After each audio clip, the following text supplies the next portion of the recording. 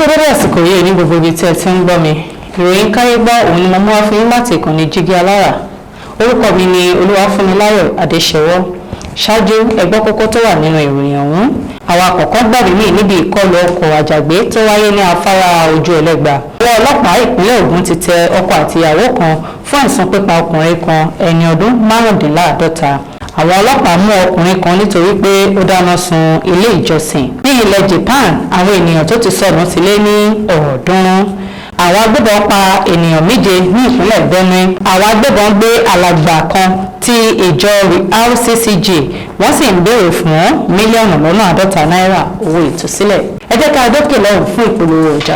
tẹlifíṣàn kan àrà ọ̀tọ̀ tí aráyé fẹ́. Prison 24 TV láyé sọ. Àtótó aréde pàkó yí bàbá màgánà àǹfààní ńlá ló wọlé tọ̀ wá wáyé o. Àǹfààní láti darapọ̀ mọ́ iléeṣẹ́ amóhùnmáwòrán àti rédíò orí ẹ̀rọ ayélujára kan nílẹ̀ yìí. Prison 24 TV jígí alára rédíò tó kalẹ̀ ká sílùú Ìbàdàn. Iléeṣẹ́ tẹlifíṣàn tí wọ́n mọ̀ mọ́ àwọn ètò àtàtà lóríṣiríṣi ni. Àǹfààní ńlá rèé o fún gbogbo ẹni tó ní ẹ̀bùn àti ọgbọ́n àtinúdá láti wá fi ẹ̀bùn tiyín náà hàn. Kẹ́yìn náà lè di ìlúmọ̀ọ́ká gbóhùnsáfẹ́fẹ́. Akọ́ṣẹ́mọṣẹ́ agbóhùnsáfẹ́fẹ́ lédè Yorùbá pọ́nbélé àti Gẹ̀ẹ́sì ni wọ́n ní. Tàbí akọ̀ròyìn àti akàròyìn eré ìdárayá àti bẹ́ẹ̀ bẹ́ẹ̀ lọ lédè Yorùbá àtèdè Gẹ̀ẹ́sì.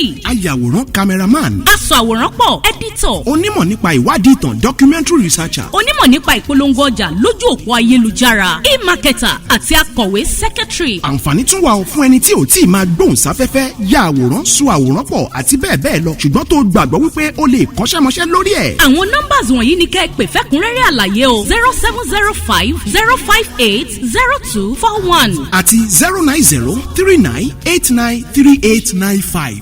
tàbí kẹ́ WhatsApp nìkan sórí +13472857401. lórí Facebook, Instagram àti Twitter ẹ kàn sí @prism24tv. wá lo ẹ̀bùn tiẹ̀ náà níbi táyé ó ti gbà ọ́ ní Prism 24 TV jígí alára rédíò a máa retí yín o. Prison 24 TV jígí alára rédíò ní gbogbo àwọn tó dá mọ̀ ń gbọ́. Prison 24 TV jígí alára rédíò ní gbogbo àwọn tó dá mọ̀ ń sọ. tẹlifíṣàn kan àrà ọ̀tọ̀ tí aráyé ń fẹ́. Prison 24 TV láyé sọ. ó ti akájọ tẹ̀ síbi táyé ti tẹ̀ sí ó yá. Prison 24 TV láyé sọ.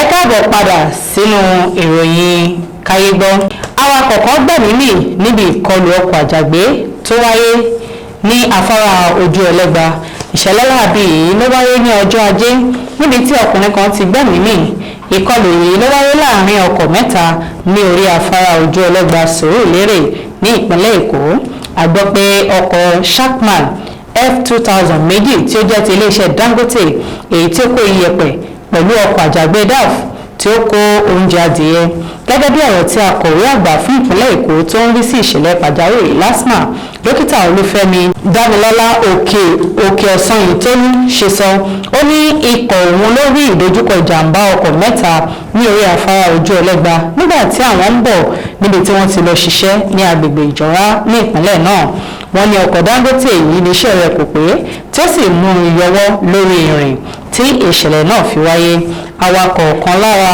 ọ̀kan nínú àjàgbé dáàfù yìí sì bá ìṣẹ̀lẹ̀ ọ̀hún lọ tí wọ́n sì gbé òkú rẹ̀ fún àjọ sẹ́mọ̀ láti gbé lọ sí ilé ìgbókùsí wọ́n sì ti kó gbogbo ọkọ̀ tó wà nínú ìjàmbá náà lọ sí ọ́fíìsì àjọ LASTMA tó wà ní Ìpànrẹ́ Sùúrùlérè afárá ojú ẹlẹ́gba ni wọ́n sì ti ṣí padà fún ìgbòkègbodò ọkọ̀ ọwọ́ ọlọ́pàá ìpínlẹ̀ Ògùn ti tẹ ọkọ àti ìyàwó kan fún ẹ̀sùn pípa ọkùnrin kan ẹni ọdún márùndínláàádọ́ta iléeṣẹ́ ọlọ́pàá ní ìpínlẹ̀ Ògùn ti fi kélé òfin gbé ọkọ àti ìyàwó kan Mba Moses àti Florence Moses fún ẹ̀sùn pípa ọkùnrin kan tí ó jẹ́ Mark Kalu látàrí ìjà kan tó wáyé láàrin wọn agbẹnusọ fún iléeṣẹ́ ọlọ́pàá Ọmọlọ́lá Òdùtọ́lá sọ pé ọjọ́ àìkú ní ìlú Abẹ́òkúta ni àwọn mú àwọn ènìyàn náà látàrí ẹ̀sùn tí wọ́n rí gbà láti olú iléeṣẹ́ ọlọ́pàá tó wà ní Ọ̀dẹ́dá gẹ́gẹ́ bí obìnrin ọ̀hún ṣe sọ ó ní olóògbé náà ló farapa látàrí ìjà tó wáyé ní ọjọ́ kẹjọ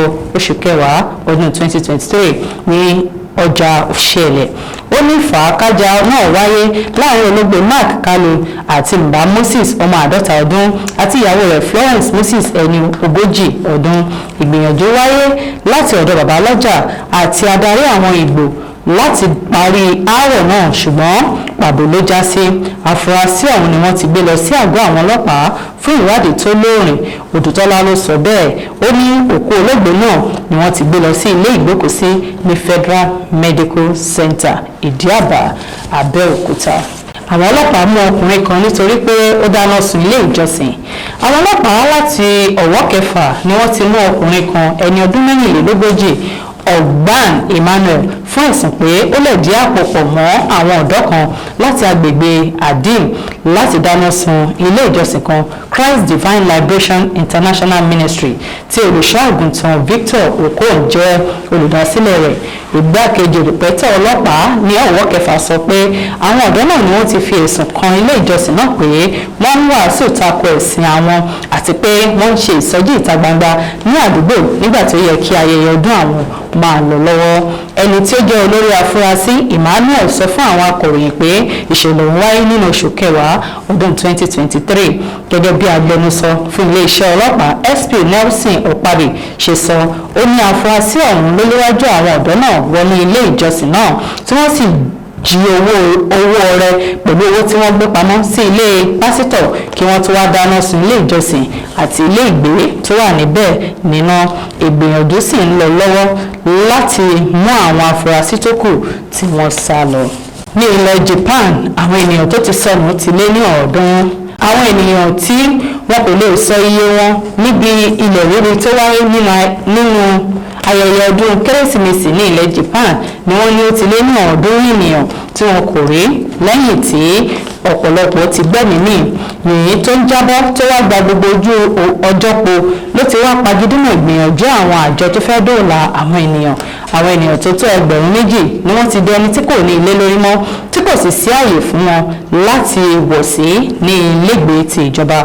Nínú ìròyìn tó jáde, wọ́n ní àárín gbùngbùn Japan ní ọjọ́ Ajé ní iye ènìyàn tó sọnù ti gbé sókè láti 21 sí 200 níbi tí ó jẹ́ agbègbè tí ìṣẹ̀lẹ̀ ọ̀hún ti wọ̀ wọ́n lára jù. Ọ̀pọ̀lọpọ̀ ilé, dúkìá àti ẹ̀mí ni ó sì ti ṣòfò ní agbègbè náà.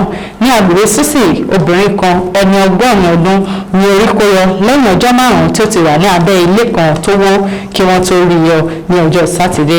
Fún àwọn ẹgbẹ̀rún lọ́nà 28 àti 100 tó wà ní ilé ìfiniwọ̀sí ti ìjọba ní kò sí àwọn ohun èlò amáyédẹrùn tó fún wọn láti lò bí iná àti omi. Àwọn agbébọn pa ènìyàn 7 ní ìpínlẹ̀ Benue. Àwọn agbébọn tí wọ́n fura sí gẹ́gẹ́ bí àwọn agbésùmọ̀mí darandaran ní ọjọ́ Àìkú ló ya bo ìjọba ìbílẹ̀ Loko ní ìpínlẹ̀ Benue tí wọ́n sì gbẹ̀mí ènìyàn 7. Wọ́n ní àwọn agbébọn yìí ló ti kọlu ìjọba ìbílẹ̀ lẹ́ẹ̀mejì ọ̀tọ̀ọ̀tọ̀. Àkọ́kọ́ wọ́n wá pẹ̀lú ọkọ̀ èrò sí àárín abúlé Arúfò àti Chembe níbi tí wọ́n ti yìnbọn mọ́ àwọn ènìyàn kan. Ọwọ́jà àwọn tún dé agbègbè Micha ní alẹ́ níbi tí wọ́n ti tún gbẹ̀mí ènìyàn 7. Ọ̀pọ̀lọpọ̀ ènìyàn ni wọ́n sì ti fi léde pé wọn kò rí látàrí ìkọlù ọ̀hún. Adarí agbègbè kan Anawa Joseph tó sọ̀rọ̀ ní ọjọ́ Ajé ní ìkọlù àkọ́kọ́ wáyé níbi tí ọ̀pọ̀ ti farapa tí àwọn kan sì pàdánù ẹ̀mí wọn. Alága fún ìjọba ìbílẹ̀ olùṣọ́-àgùntàn Adágbé Jonathan ní ènìyàn 7 ni wọ́n pa ní ọjọ́ Ajé tí ọ̀pọ̀lọpọ̀ sì di àwátì. Ó ní pẹ̀lú ìrànlọ́wọ́ àwọn ọlọ́pàá àwọn rí òkú 5 gbà ní òwúrọ̀ ọjọ́ Ajé. Ó ní wọ́n yìnbọn mọ́ ọkọ̀ èrò kan tí àwọn 2 sì pàdánù ẹ̀mí wọn. Ó tẹ̀síwájú pé bí òun ṣe ń sọ̀rọ̀ yìí gbogbo àwọn tó farapa ti gbé lọ sí ilé ìwòsàn tí àwọn sì ń wá ọ̀pọ̀lọpọ̀ ènìyàn tó sọnù. Àwọn agbébọn gbé alàgbà kan ti ìjọ RCCJ wọ́n sì ń béèrè fún mílíọ̀nù lọ́nà 50 náírà owó ìtúsílẹ̀. Bàbá kan ẹni 70 ọdún tó jẹ́ àgbẹ̀ ẹlẹ́lẹ́dẹ̀ tí ó ń jọ́sìn ní ìjọ Redeemed Christian Church of God Ìjẹ̀bú Igbó tó jẹ́ olú ilé ìjọsìn náà ní ìjọba ìbílẹ̀ ìwọ̀ oòrùn tí wọ́n pe orúkọ rẹ̀ ní Pa Adéìfẹ́ Ìfẹ́làjà ni wọ́n ti jí gbé báyìí. Pa Adéìfẹ́ ni wọ́n sọ pé wọ́n jí gbé ní ilé rẹ̀ tó wà ní Ìjẹ̀dógbó ní ọjọ́ 21 oṣù kejìlá ọdún 2023 nígbà tí ó múra láti lọ fún ìsìn àti bọ́ sínú ọdún tuntun. Ìròyìn ní àwọn ajínigbé náà ni wọ́n ti ń béèrè 50 mílíọ̀nù fún ìtúsílẹ̀ bàbá àgbà náà. Ìṣẹ̀lẹ̀ ọ̀hún ni wọ́n fi tó iléeṣẹ́ ọlọ́pàá ti Ìjẹ̀bú Igbó létí tí kọmíṣánná fún ọlọ́pàá Abíọ́dún Alámùtù sì fi ìdí ìṣẹ̀lẹ̀ ọ̀hún múlẹ̀ tí ó sì sọ pé àwọn ti ń sa ipá àti agbára àwọn láti rí i pé wọ́n tú bàbá àgbẹ̀ náà sílẹ̀. Ó ní àwọn wà lórí ọ̀rọ̀ náà bí ó tilẹ̀ jẹ́ pé àwọn ajínigbé ọ̀hún ń da àwọn ríboríbo. Ó ní àwọn kò ní tẹ̀tì, àwọn yóò rí i pé ọwọ́ àwọn tẹ àwọn ọ̀daràn náà tí bàbá Adéìfẹ́ yóò sì gba òmìnira wọn. Oníjù báyìí lọ lórí ìròyìn Kayegbo fún tòní. Orúkọ mi lẹ́ẹ̀kan sí òun ni Olúwa Funmilayo Adesewo. Káfíńrẹ́ pàdé o.